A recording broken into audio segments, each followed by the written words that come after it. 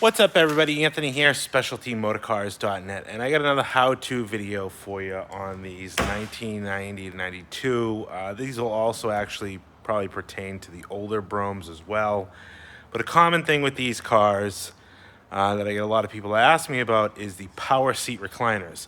And it's something I normally just do on most of these cars because most of them are frozen or stuck up.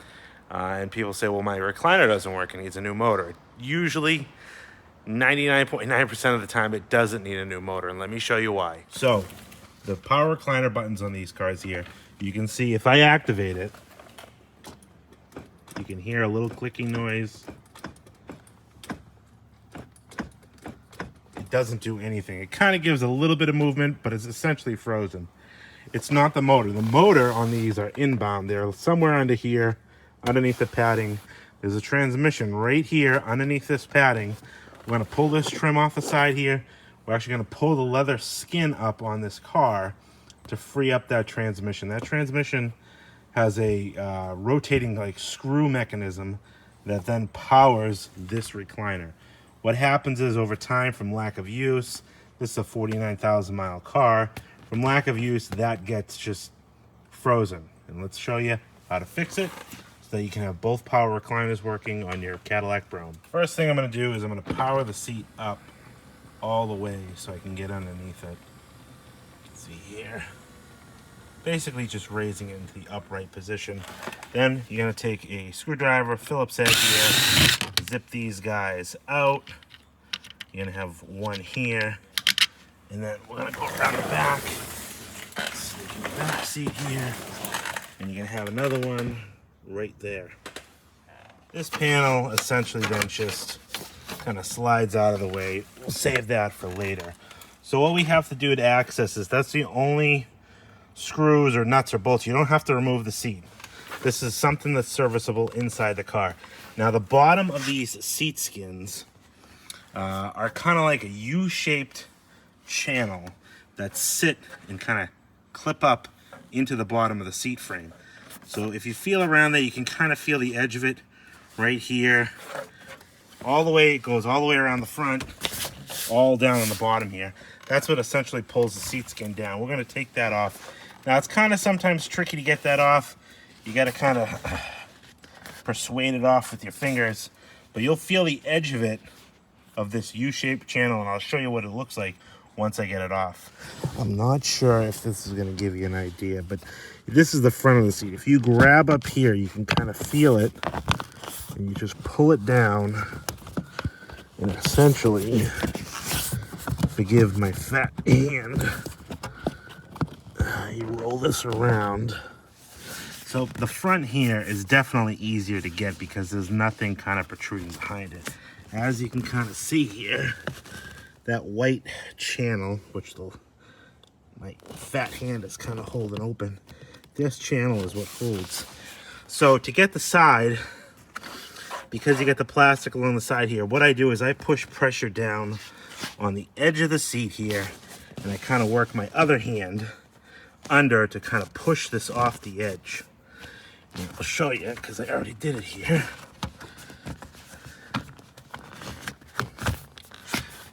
This is essentially what it looks like. So this metal channel here is what this is what I mean here. This is sewn on the bottom of the seat skin. You can see here it's like a C clamp or a C channel. This is essentially inverted, and you have to flip it over, but I have it rolled out. This guy clips in. So by just pushing the corner up here, you can see this is the transmission that's exposed, and that arm right there is what essentially cranks this up and down. This cable, the green cable here, goes to the motor, which you probably can't see. You might be able to see it underneath it, but the motor is on the inside track of the front seats. So I'll show you what it's doing. So if I go ahead and initiate the recline, you can see nothing's happening. If you zoom in, reposition this, you can actually see that thing just kind of torque up. So what I do My repair, WD-40 or any kind of penetrating oil. Basically, where you want to get it is, you see that threaded nut right there, or that threaded rod? You want to get it on that, both sides. This protective cover comes off right there. I pop that cover off. So basically, I try to get it on this rod because this rod goes through this transmission mechanism here. And a little lubrication starts setting in. It'll start freeing itself up.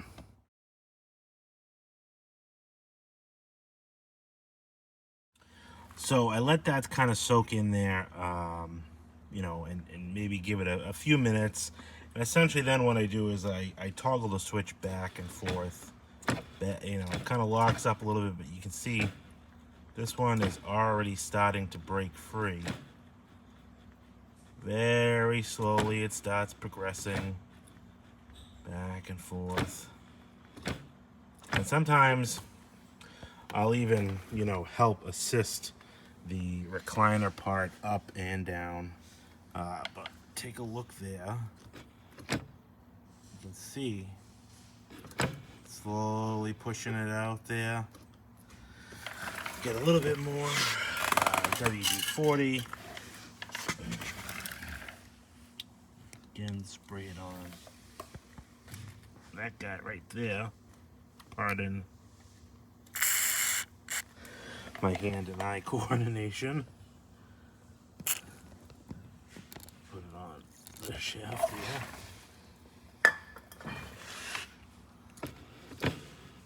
There it goes, starting to break free.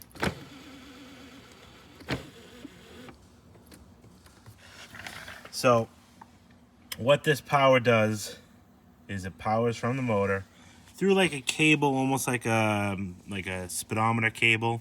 It has a metal gear in it that goes into the transmission that then turns the wheels in here to essentially go up and down this threaded rod, which stays, you know, still. It doesn't. This doesn't spin, and then that powers this arm that then reclines the seat up and down.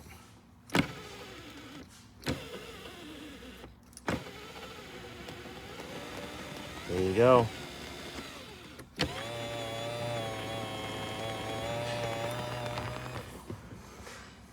That's all it takes. You can see the rod come right through there. Once it's lubed up and oiled up, it flies.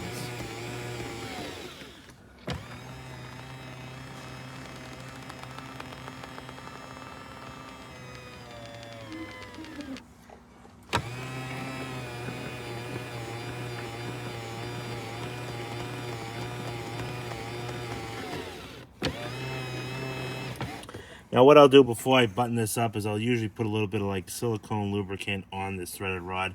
Essentially what happens is it just gets bound up in here from lack of use, lack of lubrication. You usually definitely see this on the passenger side, but I also see it on the driver's side, and I do have to do it on the driver's side of this car. You can see she's jammed up.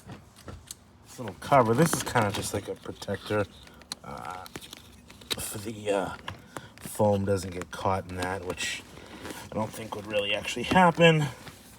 This guy has to come back over, pull down, and now this is where the tricky part comes in. This essentially has to roll.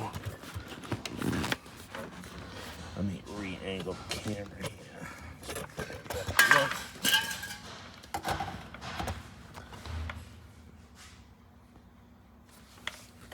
This essentially has to roll and kind of tough back up into that channel, which actually seems pretty easy on this side. You kind of got to feel your fingers up in there to make sure you're lining the channel up as you roll it with the bottom of the seat. And you'll kind of almost feel it just click right in there.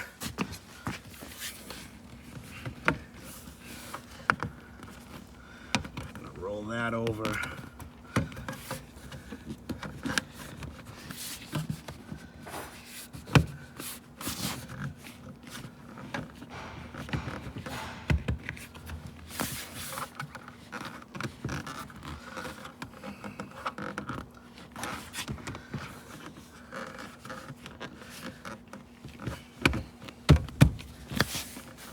just feel all the way around the bottom here. You're going to want to make sure that you can feel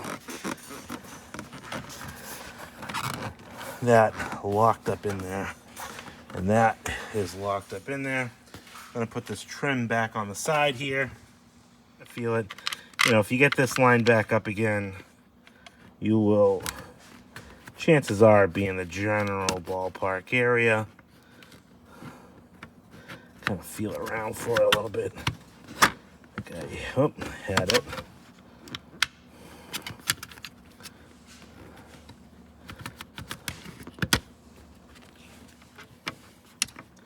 Think I got it there, and then we're going to put the one in the back over here. And power recliner is working again. Perfect. So I'm over here on the driver's side doing the driver's side, and I've been trying to wiggle it back and forth, and it just hasn't broken yet. So another trick that I have with these cars is I have one of these little ratcheting screwdriver bit ratchet things. I don't even know what the technical term for this thing is. And this is a number 3 square. Again, not sure what the technical term is for this, but this is essentially the same as the gear going into. This is the cable. I unscrewed this here going into the side of the transmission. It's the same size as that cable. If we get it in there, we can start cranking it manually. This takes a while, but it doesn't obviously take much to break this free. But to manually crank the seat all the way up and down, that little cable spins quite fast. But I've already probably pushed it out, I don't know, 1/8 of an inch, 1/4 of an inch. Let's try it. Back in there, and we'll see if that made any difference. Oh, we have movement.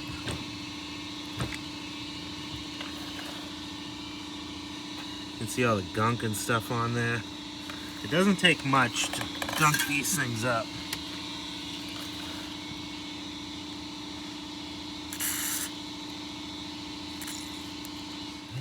And bam! That broke it wide open.